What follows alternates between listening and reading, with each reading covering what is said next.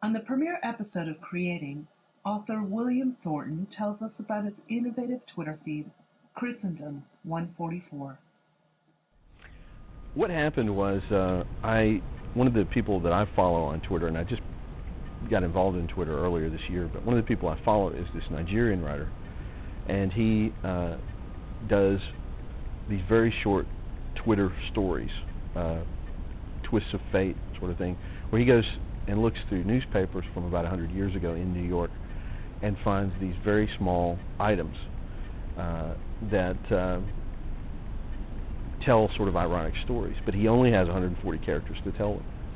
And I was really taken by that, and it allowed me to get into an idea that I'd had for a long time about telling the story of the history of Christianity from beginning to present day, and even before that, And the best thing about it was to do it, if you're going to tell that many stories, Twitter is ideal for this, because you're not in some ways telling stories that people have never heard before, but maybe you're telling them in a different way.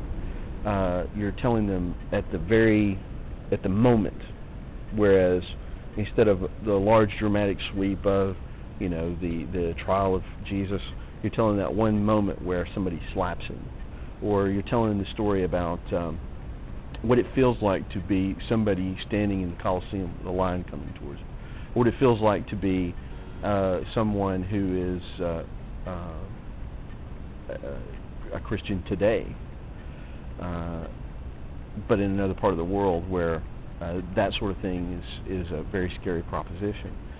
And 140 characters isn't a lot, so it gives you this, it makes you compact the story down to that moment, the essence of that moment. The thing itself, as Hemingway used to say. And it gives you this window into somebody. You just have to tell it right, and that's been the real challenge. And it started out as like it was going to be a book. Yeah. About maybe 3 or 4 years ago, I got this idea of doing it as a book, and I don't think I ever wrote a line of it. It was just an idea I carried in my head.